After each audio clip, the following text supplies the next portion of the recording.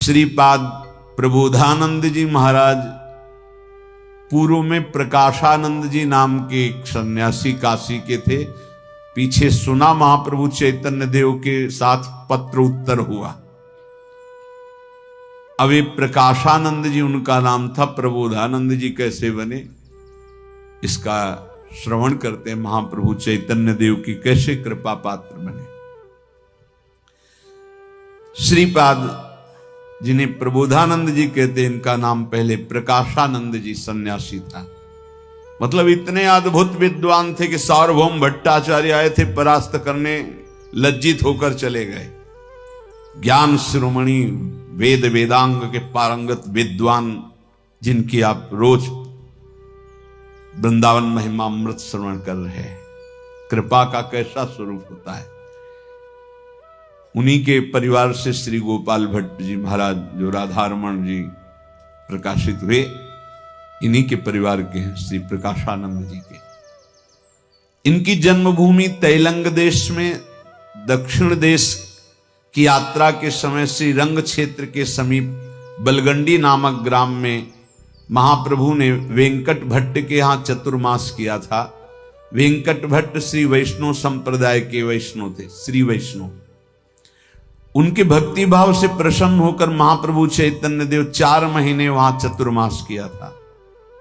उन्हीं के पुत्र श्री गोपाल भट्ट ने प्रभु की बड़ी सेवा की थी और पिता के परलोक गमन के अनंतर ये प्रभु की आज्ञानुसार घर बार छोड़कर वृंदावन चले आए थे। और यहीं उनके प्रेम से शालिग्राम भगवान से श्री राधारमण जी का प्रादुर्भाव हुआ। आप जो राधारमण जी देख रहे हैं, श्री गोपाल भट्ट के प्राण प्यारे शालिग्राम जी की छवि से राधारमण जी प्रकट है। शालिग्राम जी की एक उस समय भक्त धनी आया, जहां जहां बड़े बड़े संत, तो वहां जाता और कहता हमें आपके ठाकुर जी को आभूषण और पोशाक पहनाने की इच्छा है। जिनके ठाकुर जी होते वो दर्शन करा देते, वो उसी हिसाब से पोशाक और आभूषण को देते। तो गोपाल भट्ट जी के पास की उनका, हमारे पास तो श्री शालिग्राम भगवान है। और हमने सोचा शायद आपके पास प्रिया प्रीतम हो तो उनकी पोशाक और आभूषण। वो तो गए, बस हृदय में भारी विकलता हुई।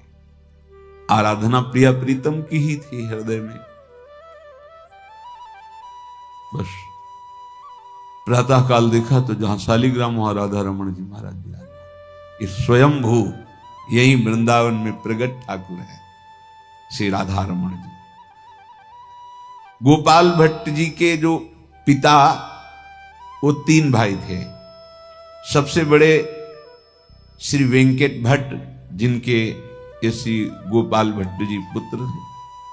मध्यम त्रिमल्ल भट्ट और छोटे थे ये श्रीपाद प्रकाशानंद जी महाराज। ये श्री गोपाल भट्ट के चाचा, बड़े पिता के छोटे भाई को चाचा कहते हैं। प्रकाशानंद जी महाराज श्री गोपाल भट्ट के चाचा जी थे। सन्यास के पूर्व इनके घर का नाम क्या था, इसका भी लेखक को पता नहीं। ये सन्यासी हो जाने पर भी एक विशेष आकर्षण अपने भतीजे गोपाल भट्ट से था, क्योंकि अत्यधिक वैरागी, त्यागी, भजनानंदी थे। इसलिए ये गोपाल भट्ट को बहुत प्यार करते थे, पिता की तरह, चाचा ही थे। और कहते थे एक दिन देख लेना, ये एक ऐसा चमकता हुआ हीरा होगा जो बहुतों को प्रकाशित करेगा, अर्थात एक कालांतर में एक महापुरुष होगा। ऐसा प्रकाशानंद जी कहते थे श्री गोपाल भट्ट जी को। वैसा ही हुआ। आज भी लाखों लोग उन्हीं की भावना का दर्शन कर रहे हैं। उनकी भावना ही तो राधारमण जी के रूप में प्रकट हुई। कालांतर में जगत प्रसिद्ध महात्मा होगा, प्रकाशानंद जी ने कहा। किंतु जब ये सुना कि ऐसे शास्त्र का ज्ञान रखने वाले हमारे होनहार भतीजे को, जिसको हमने सोच रखा था कि विद्वान ऐसा महापुरुष, एक बंगाली युवक सन्यासी ने सब कुछ छुड़वाकर बस कृष्ण कृष्ण रटने में लगा दिया। उनका भाव था वेदांतदर्शी महापुरुष। तब उनको बहुत दुख हुआ कि ये तो ठीक नहीं है, इस सन्यासी को शास्त्रार्थ के द्वारा मैं परास्त करके इसको सही रास्ते पे लाऊंगा। महाप्रभु के लिए तो कृष्ण कृष्ण कृष्ण नाच रहे, गा रहे, अरे वेदांत पद्मासन लगाकर ध्यान वेदांत को, अपने स्वरूप का। बड़ा उनको दुख हुआ कि कभी ऐसा अवसर मिले कि हम और वो आमने सामने हो, तब उनको परिचय हो, हमारे भतीजे को कृष्ण कृष्ण में लगा दिया। अब वो तो अद्भुत सन्यासी, देखो आर्मी वाला चाहेगा हमारा लड़का आर्मी में ही जाए, नहीं? ऐसे ही प्राय जो जहां होता है। अब उनका भाई का पुत्र है तो सोचते हैं कि सन्यासी ही बने और वेदांतदर्शी बने, पर हा कृष्ण हा प्राणनाथ वासु वाना, प्रकाशानंद जी को बर्दाश्त नहीं हुआ। अब जब कोई जगन्नाथपुरी जाता या कहीं से कोई आता हो, हर बार जो आता हो यही बताता है, एक सन्यासी हैं श्री श्री चैतन्य महाप्रभु, श्री कृष्ण चैतन्य महाप्रभु, क्या अद्भुत प्रेम, क्या इनकी आग लग जाती। क्या है ये सब? ईर्ष्या कंचन तजना सहज है, सहज तिया का ने, और मान बड़ाई ईर्ष्या दुर्लभ तजनाए। डाह ईर्ष्या। पर बड़े महापुरुषों से अगर ईर्ष्या भी हो जाए ना तो कल्याण ही हो जाता है। कैसे भी जुड़ जाए मन, कैसे भी, उनका चिंतन तो बना ना। देखो मारने गई थी पूतना विष लगा के, जो यशोदा मैया को गति वही भगवान ने पूतना को गति दी। जैसे भगवान कृपालु, ऐसे आचार्य कृपालु, ऐसे प्रेमी महाभागवत कृपालु। अब ये इतने ज्ञानी होकर भी खुली निंदा करने लगे। यही होती चूक। समझ नहीं पा रहे कि हम कहां से, ये तो कृपा हुई कि महाप्रभु ने संभाल लिया उनको गिरते हुए से, नहीं बहुत बुरी तरह गिर जाते। अब आश्चर्य है कि इतने बड़े ज्ञानी होने पर भी ये कमी कैसे रह जाती है। यही पूज्यपाद उड़िया बाबा के वचन प्रमाणित होते हैं कि आत्मज्ञान होना हो सकता है, लेकिन आत्मरति होना बड़ी दुर्लभ बात है। जैसे हम जग गए और स्वप्न कोई बड़ा सुहावना चल रहा, तो आप जगने के बाद भी उसी स्वप्न के चिंतन में डूब गए ना। यद्यपि जगे हुए हैं, ऐसे ही श्रीपाद जगे हुए हैं, पर आ गए ईर्ष्या द्वेष। ये जगा हुआ पुरुष भी स्वप्न के चिंतन में लग गया। आत्मरति कहीं न कहीं यहां चूक है। आत्मरति सब अपनी आत्मा, किसकी निंदा, चूक हो गई। पर ऐसी जगह चूक हुई कि जहां चूक भी गुण बन गया। स्वाभाविक उनकी वृत्ति में ईर्ष्या पैदा हो गई और वो जब कहीं तो बस महाप्रभु की निंदा करने लगते। इतना द्वेष भाव की हृदय को व्याकुल कर दिया कि एक बार सामने पड़े श्री कृष्ण चैतन्य देव, मैं शास्त्रार्थ के द्वारा उनको परास्त करूं। अब ये जहां कोई सन्यासी आता, चार सन्यासी बैठते तो बस शुरू हो जाते। सुना है वो नाम? वो श्री श्री कृष्ण चैतन्य देव जी हैं, और वो कड़वे शब्द मुंह से निकालते। उस दिन से तो बहुत ही आग लग गई थी, जिस दिन से सुना था कि गोपाल भट्ट जी महाप्रभु की शरण में हुए और कृष्ण नाम कीर्तन, तो उनका हमारे भतीजे को बहका ले गए।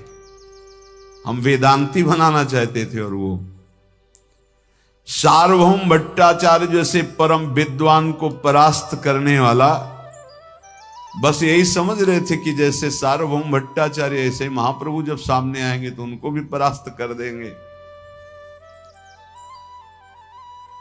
जब उन्होंने सुना कि वो युवक सन्यासी हमारी काशी में ही आ गए हैं, तब तो उनका हृदय एकदम, कहीं भी हो काशी में एक बार तो मुलाकात जरूर करेंगे और इनसे वाग युद्ध करेंगे। किंतु भेंट कैसे हो? अब ये इतने बड़े हैं कि वहां जा नहीं सकते, ये बड़ी समस्या होती है। मिलना चाहे भी तो ये बड़प्पन नहीं मिलने देता। प्रकाशानंद जी काशी के प्रतिष्ठित सन्यासियों में बड़े सम्माननीय मठाधारी सन्यासी थे, जिनके बहुत से शिष्य थे। अब वो किसी से मिलने जाए, ऐसा कैसे हो सकता है? क्योंकि ये वयोवृद्ध थे, विद्यावृद्ध थे, प्रसिद्ध थे, प्रतिष्ठित थे, आत्मज्ञानी थे, और महाप्रभु युवक, नई अवस्था, और उनकी दृष्टि में कोई वेदांत के भारी विद्वान नहीं, उनकी दृष्टि में प्रकाशानंद जी की। अब वो विचार करते थे कि हमारा और चैतन्य देव का शास्त्रार्थ कैसे हो, क्या संयोग बने। तो एक दिन जो बिंदु माधव के समीप मठ है, वहीं रहते थे तपन मिश्र जी। महाप्रभु, तपन मिश्र महाप्रभु से बड़ा भाव रखते थे, तो अपने घर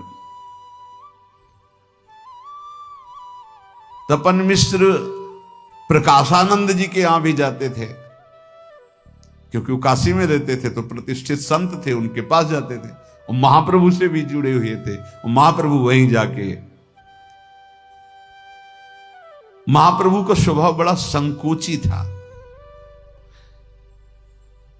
ये जैसे जैसे आप नाम जप करेंगे, आपका हृदय पवित्र होगा, प्रेम का थोड़ा भी स्फुरण होगा, इतना हृदय द्रवित हो जाता है कि किसी को एक शब्द भी ऐसा लग जाए कि उसको चोट पहुंचेगी क्या, तो हाय हाय मच जाता है।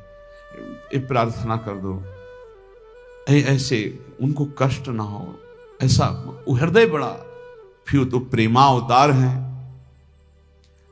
बहुत संकोची, और ऐसी विनम्रता कि बड़ों के सामने तो बोलना ही नहीं आता था महाप्रभु, बहुत दैन्य, बहुत।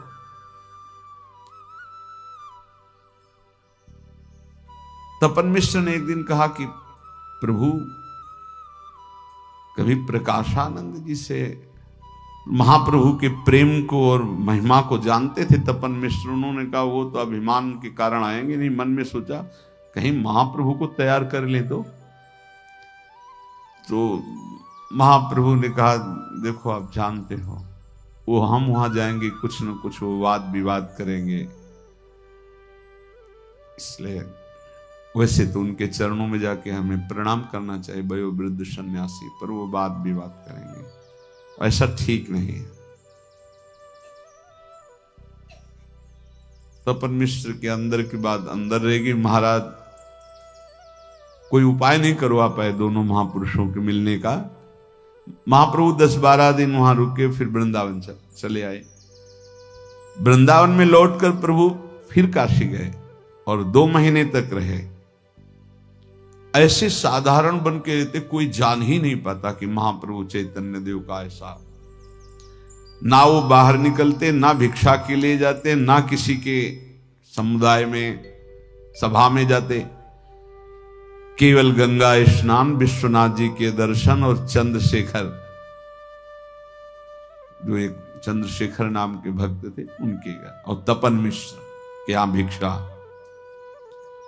बस एकांत कमरे में नाम संकीर्तन चुपचाप करते हुए, कोई तो जान ही नहीं पाया। गंगा स्नान, विश्वनाथ जी के दर्शन, तो 2-4 काशी के जन अंतरंग थे जो जानते थे महाप्रभु को, अन्यथा कोई जानता नहीं था। जैसे वृंदावन में है, हजारों वैष्णव हैं, ऐसे काशी में जिधर देखो लाल ही लाल आपको दिखाई देंगे, सन्यासी ही सन्यासी, नगर का नगर सन्यासी पूरा है। अब हजारों तो केवल मुमुक्ष भवन में होंगे सन्यासी, बहुत बड़ा, बहुत बड़ा। जब प्रकाशानंद जी को तपन मिश्र ने बताया कि महाप्रभु चैतन्य देव यहां काशी में ही रह रहे, तो उनका बड़ा अजीब स्वभाव है।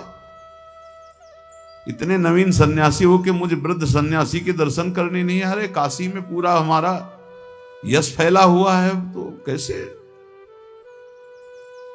क्या हमारे मठ में आने में उनका, तो उनका नहीं नहीं नहीं ऐसा बात नहीं है, पर स्वभाव ही है उनका एकांत प्रिय।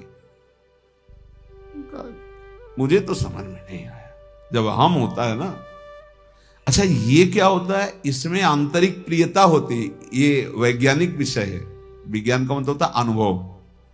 ये जब हम किसी से आंतरिक प्यार करते हैं और उसे प्रकट नहीं कर पाते हैं, तो वो द्वेष के रूप में, राग ही द्वेष के रूप में, कहीं ना कहीं महत्व बुद्धि है आंतरिक महाप्रभु चैतन्य देव के चरणों में। पर इतना बड़ा पद और सैकड़ों सन्यासी शिष्य, तो पर अंतर से कोई एक ऐसा आकर्षण है जो बदल करके द्वेष रूप में हो रहा है। ये द्वेष की स्वयं सत्ता नहीं होती है, राग से ही उत्पन्न होता है। एक महाराष्ट्री जो ब्राह्मण थे, चैतन्य महाप्रभु के चरणों में बहुत प्रेम करते थे। प्रकाशानंद जी के मठ में भी वो जाते थे और बड़ी सेवा द्रव्य की वो प्रकाशानंद जी की करते थे। अब मठों में तो बहुत खर्चे होते हैं। जहां 4 सन्यासी आते, तहां अपनी तरफ से चर्चा छेड़ देते प्रकाशानंद जी चैतन्य महाप्रभु की, और फिर जो विष उगलते, बहुत ही कठोर निंदा सूचक शब्दों का प्रयोग करते। वो जो द्रव्य की सेवा करते थे महाराष्ट्री ब्राह्मण, उनको बहुत हृदय में दुख हुआ कि इतना बड़े विद्वान, इतने तपस्वी, इतने ज्ञानी महात्मा कहां फंस गए, ये कैसे शब्दों का प्रयोग कर रहे हैं। इनके लिए तो ऐसे शब्द होने ही नहीं चाहिए, निंदास्पद। ये महाप्रभु की एकांतिक उपासना और प्रेम भाव को जानते नहीं, पर अद्वैत वेदांत के शिखर में बैठे हुए हैं, पर इतनी छोटी बात कैसे इनके अंदर से। इसीलिए संभालना ईर्ष्या को बहुत कठिन होता है। एक बार इनका हम ये दोष भी चूर चूर करेंगे। सहयोग द्रव्य का करते रहे, आज इनका परम सहयोग करने की ठान लिए, मिला के रहेंगे। एक बार ये देखेंगे ना महाप्रभु चैतन्य देव को, अभी तक देखा नहीं, केवल सुना है, इनका सब ये जो ज्ञान शिखर में बैठे सब ठीक हो जाएगा इनका। क्योंकि भारी विद्वान अद्भुत है, तो कहीं ना कहीं भावुकता है अंदर छुपी हुई, और उस भावुकता को प्रकाशित चैतन्य महाप्रभु कर देंगे, मुझे विश्वास है। ये जो निंदा करते हैं इनका सब ठीक हो जाएगा।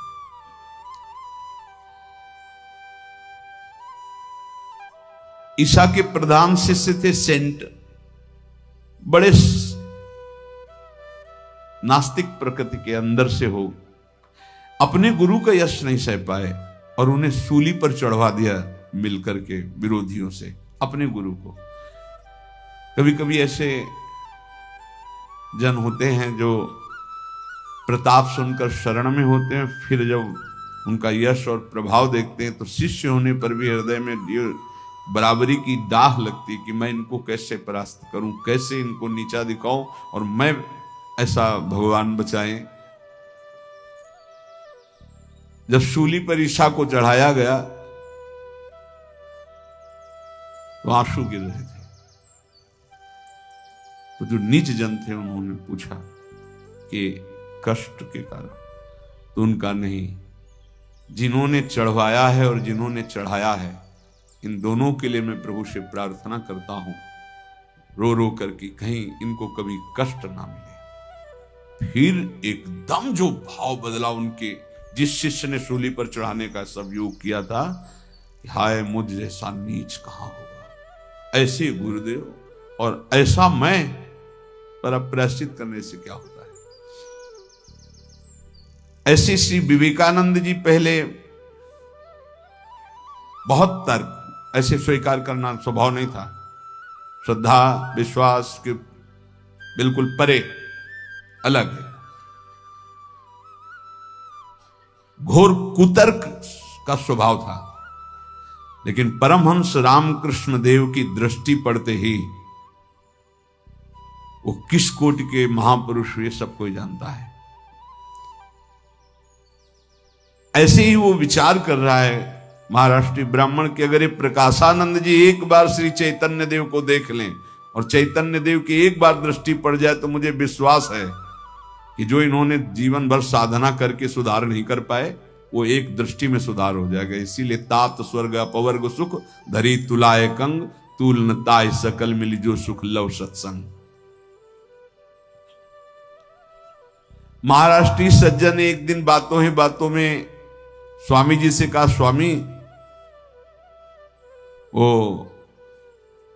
आए हुए हैं बंगाली सन्यासी जी जिनकी आप प्रायः चर्चा करते रहते हैं,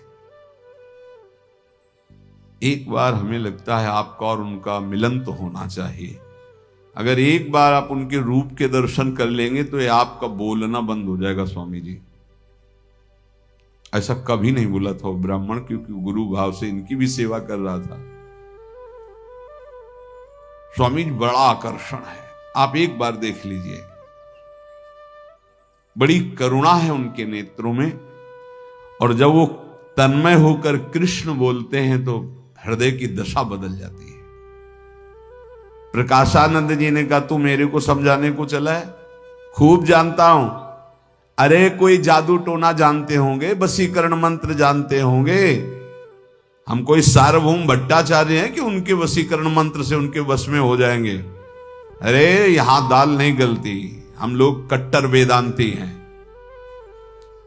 विश्वनाथ जी की पुरी में उनकी भक्ति को कोई भी स्वीकार करने वाला नहीं है। समझ लिया? नाचना गाना यही सब कुछ है। ये भावुक लोगों के लिए होगा, हम वेदांतियों के लिए नहीं। यहां के सोहनी लगाने वाले भी ब्रह्म ज्ञान के नीचे बात नहीं करते। काशी नगरी है, ऐसा ही है, ऐसा ही है। हम रहे घाट में तो हम देखा है। इस बात को सुनकर महाराष्ट्रीय सज्जन को बहुत ही हृदय दुखी हुआ और सोचने लगे, इतना भारी विद्वान महात्मा और इतनी बड़ी ईर्ष्या, इतना बड़ा ज्ञानी होकर के ईर्ष्या कैसे रख सकता है? सचमुच सचमुच ये ईर्ष्या बड़ी भयावनी। देखो, इसी ईर्ष्या ने दुर्वासा जी को संकट में फंसा दिया। त्रिभुवन में कोई नहीं कि दुर्वासा की आंख में आंख मिला के बात कर सके। यहां तक कि भगवान श्री कृष्ण भी पूजन करने गए थे।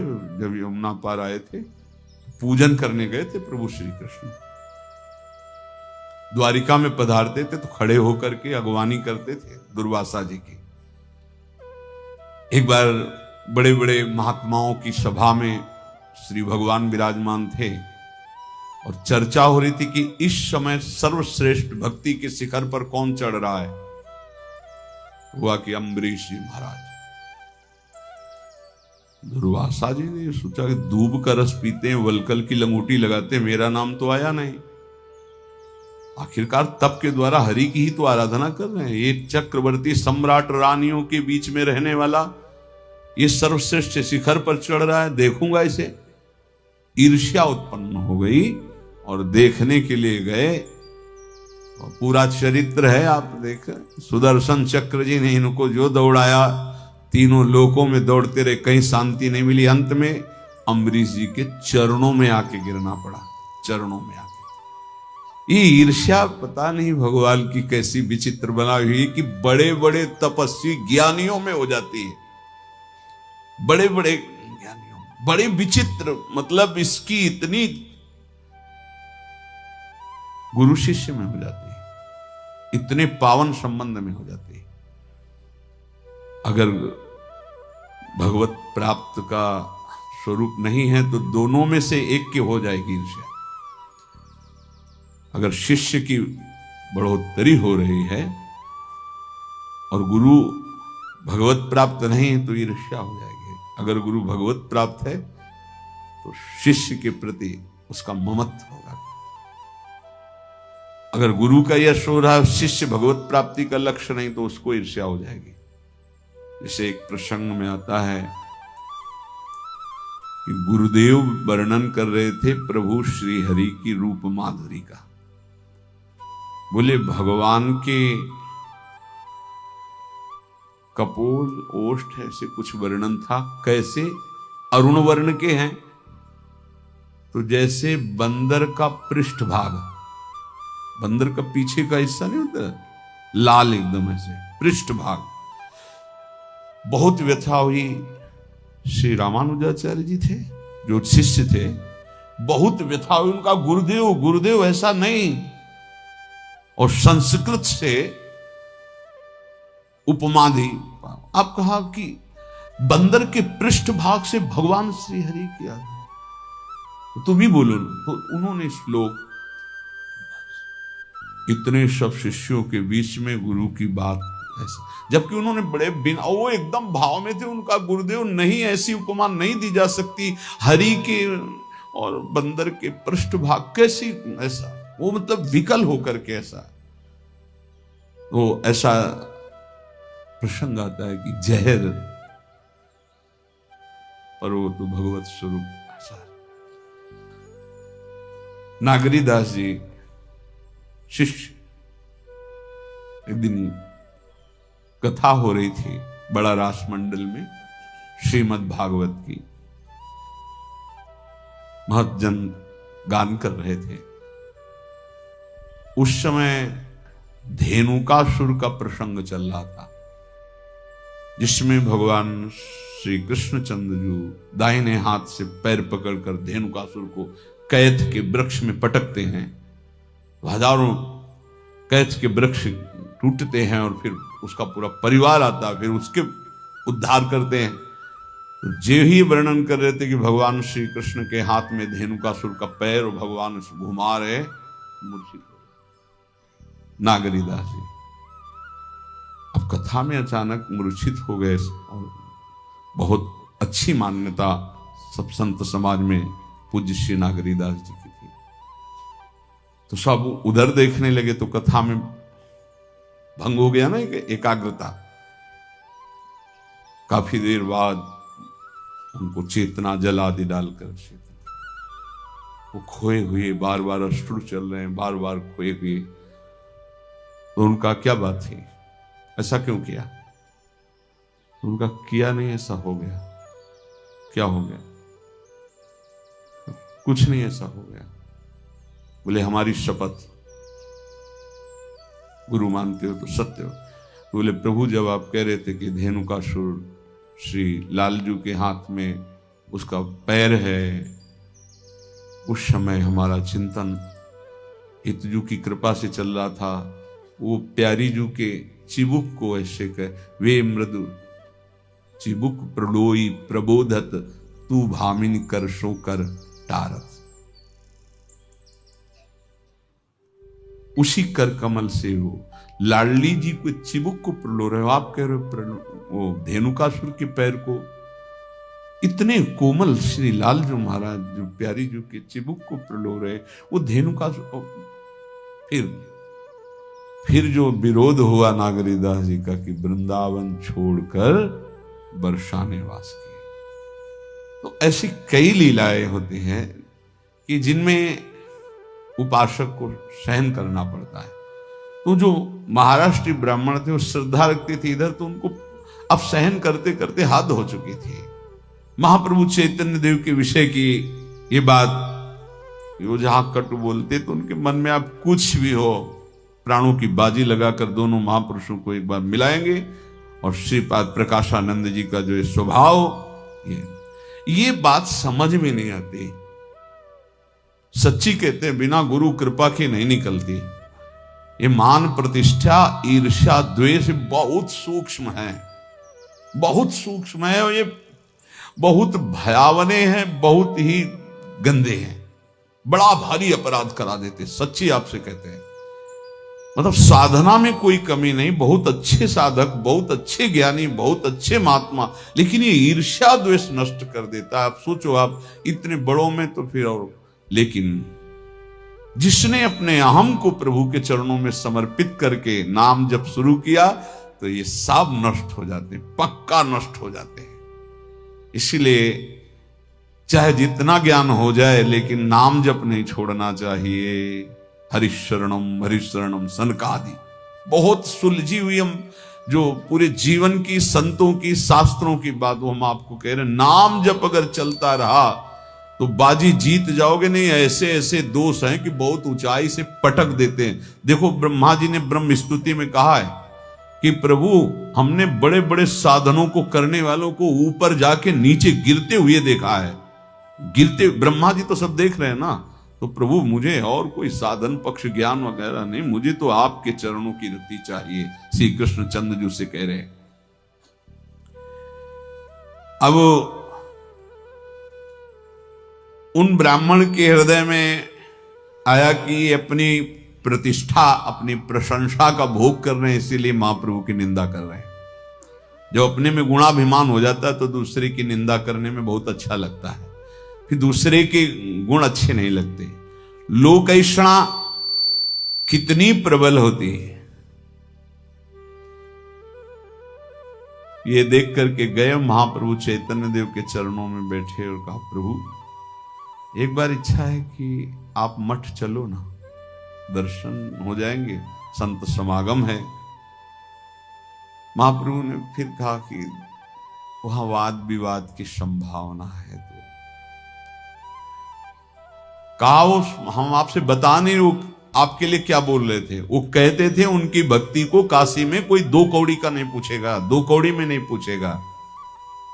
तो महाप्रभु ने कहा, हम तो सन्यासी, हमें कौड़ी से क्या करना है, हमें कौड़ी की मुफ्त लेगा कोई, हम मुफ्त देंगे।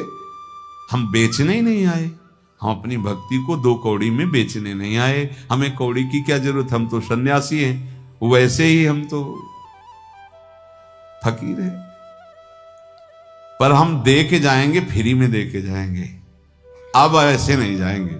ये बात आ गई। वो भक्त बोला भी इसीलिए था कि थोड़ा महाप्रभु जो है बोले अब तो फ्री दे के जाएंगे, और ऐसा दे के जाएंगे कि फिर इसी में डूब जाएगा। हट कर लिया महाप्रभु ने अंदर से प्रकाशानंद जी के बदलने का। हम तो प्रणाम करते हैं उस वैष्णव ब्राह्मण को जिसने प्रकाशानंद जी का उद्धार करवा दिया। नहीं, कैसा ज्ञान कड़ुआ, कड़ुआ कितना। ऐसे प्रेमावतार महाप्रभु के लिए ऐसे उच्छृंखल शब्दों का प्रयोग करना। महाराष्ट्री सज्जन नाच पड़े महाप्रभु के आगे और साष्टांग दंडोत हुए, बोले प्रभु धन्य हो गए प्रकाशानंद जी, क्योंकि हम समझ रहे आप किसको फ्री देना चाहते हैं। अब हम समझ गए प्रभु, अब तो उनका कल्याण पक्का हो जाएगा। देखो अब भी कल्याण में संशय है, इतने बड़े ज्ञानी महात्मा है, लेकिन परम कल्याण के लिए अब भी संशय है, क्योंकि और पक्का दुर्गति हो जाती, क्योंकि इतने बड़े महापुरुष की निंदा करने वाले की दुर्गति हो जाती। सनकादि को केवल रोक दिया तो वैकुंठ से जय विजय 3 जन्म के लिए दैत्य भाव को प्राप्त हुए, तो प्रकाशानंद जी के क्या बनते। इतने बड़े प्रेमी प्रेमावतार महाप्रभु को थोड़ा भी उच्छृंखल शब्द बोलने जो असभ्यता है, ऐसे शब्द नहीं बोलने चाहिए किसी के लिए भी, साधारण भक्त के लिए भी नहीं बोलने चाहिए, तो जरूर दुर्गति हो जाती प्रकाशानंद जी की। अब इनका साक्षात्कार कैसे हो महाप्रभु और प्रकाशानंद जी का। प्रकाशानंद जी बड़े हठी हैं, सूखी स्वभाव के हैं, ज्ञानी अहंकारी की बहुत ज्ञान है। पर मुझे विश्वास हो गया कि एक बार महाप्रभु से बातें करेंगे तो वो सेवक जरूर बन जाएंगे, पर भेंट कैसे हो वो तो यहां आ ही नहीं सकते किसी भी तरह, पर प्रभु तो जा सकते हैं ना, बहुत करुणामय है। अब वो बड़े चिंता में डूबे हुए थे, तो तपन मिश्र ने कहा, और चंद्रशेखर जी 3 4 5 ऐसे थे जो काशी में परिचय महाप्रभु। उन्होंने कहा कि आप चिंतित किस बात के लिए अंदर अंदर हैं, तो बताइए अपनी बात की। महाराष्ट्रीय ब्राह्मण ने कि महाप्रभु को कैसे ले चला जाए। तपन मिश्र ने कहा एक बात है, एकांतिक बात है, महाप्रभु के सामने से लग, तुम समस्त सन्यासियों का निमंत्रण करो मठ में, द्रव्य से तो तुम धनी हो ही, करते रहते हो, और प्रभु का निमंत्रण भी यहां तुम ही करो आके, कि वहां प्रकाशानंद जी के यहां सब संतों की संगोष्ठी और फिर भोग प्रसाद है, तो आप कृपा करके पधारो, फिर हम लोग सब प्रार्थना करेंगे, पक्का महाप्रभु चल देंगे। वो हम लोगों की विनय की अवहेलना नहीं करेंगे, अवश्य चले जाए। ये सुनकर महाराष्ट्रीय सज्जन बहुत प्रसन्न हुए, कहा बिल्कुल तैयार है, जो भी जैसे भी, वो सब महाप्रभु का ही है, ये कौन सी बड़ी बात है, आप महाप्रभु को लिवा चलने का जुम्मा लीजिए, शेष हम ले रहे हैं। तपन मिश्र ने कहा हमारा बल लिवा चलने का मतलब है कि जब हम उनके पैर पकड़ लेंगे तो वो चलेंगे ही चलेंगे, पक्का चलेंगे, तुम इस बात से निश्चिंत रहो। वो सज्जन बहुत अधिक धनी थे, तो हजारों रुपए उस समय बहुत कीमत है, खूब खर्चा करके सब व्यवस्था की, और सब काशी के जितने भी मठों में संत महात्मा, सबको बड़े बड़े जो अध्यक्ष महंत जन थे, सबको निमंत्रण दिया। और विरक्त सन्यासी मठाधीश महंत जन वो अपने अपने शिष्यों के साथ सब एकत्रित थे। बड़े बड़े गद्दे बिछे थे, सब तकिया लगे हुए थे, बड़ा सुंदर प्रबंध किया हुआ था। बड़े बड़े महंत आकर तकियों के सहारे बैठे हुए थे। बहुत से बड़े प्रवीण वेदांत निष्ठा वाले प्रकाशानंद जी के शिष्य, वेदांत विषयक चर्चाएं हो रही थी। कोई शंकर भाष्य का, कोई निर्विशेष ब्रह्म का, बड़ा पांडित्य पूर्वक वार्ताएं हो रही थी सभा में। प्रकाशानंद जी सभा के बीच में सिंहासन पर बैठे हुए थे, मानो मूर्तिमान सरस्वती ही दंड धारण करके बैठी हुए, ऐसे थे ज्ञानी। पर आश्चर्य है भाई, इतनी ऊंची ज्ञान की वृत्ति में भी ऐसे महापुरुषों की निंदा करने की बात इनके मन में, तो यही बात बहुत तभी है अतिशय प्रबल देव तो माया, तभी भगवान कहते माँ में प्रपद्यंते माया में ताम तरंते। दंड लिए हुए दूर से ऐसा लगता है मूर्तिमान ब्रह्मा जी बैठे हैं, तेजस्वी, वयोवृद्ध, ज्ञान संपन्न, सब आसपास सन्यासी जन, विद्वान जन। महाराष्ट्रीय सज्जन महाप्रभु के पास गए, पहले तो चर्चा की थी केवल, अब जाकर प्रभु अब आपको पधारना ही है, सब आपकी प्रतीक्षा कर रहे हैं, श्री प्रकाशानंद जी भी और सब। महाप्रभु ने कहा भैया हम इन महापुरुषों के बीच में जाने हैं, मैं वहां क्या करूंगा, मैं इस योग्य नहीं हूं, बस तुम्हारा मन है तो भिक्षा में यही दे दो, थोड़ा हम पा लेते हैं, हमें एकांत रहने दो। फिर और सब पहले से तो प्लानिंग हो चुकी थी, तो और सब जो वैष्णव जन थे चरण पकड़ लिए, और वो महाराष्ट्रीय सज्जन रो पड़े, प्रभु ये कोई साधारण संगोष्ठी नहीं हो रही, प्रभु मेरा सारा आयोजन केवल किसी विशेष उद्देश्य के लिए, प्रभु आप नहीं चलेंगे तो मेरा उद्देश्य पूर्ण नहीं होगा, आपको तो पधारना ही होगा, नहीं मेरा सब किया करा व्यर्थ हो जाएगा। प्रभु मुझ दीनहीन कंगाल पर कृपा करो, एक बार आप जरूर चले, प्रभु आप जरूर चले, अब ना न करें। वो रो पड़े। सभी भक्तों ने कहा प्रभु संत समागम की ही तो बात है, आप चल दीजिए ना। प्रभु ने कहा अच्छा जैसे श्री कृष्ण की इच्छा, चल। अब तो आनंद की बाढ़ से आ गई उस महाराष्ट्रीय ब्राह्मण तपन मिश्र चंद्रशेखर के, अब उद्धार हो जाएगा प्रकाशानंद। देखो भक्तों का कैसा हृदय होता है। प्रभु उस समय सनातन जी भी वहीं काशी पे थे, जब पीछे जो चरित्र में सुना था,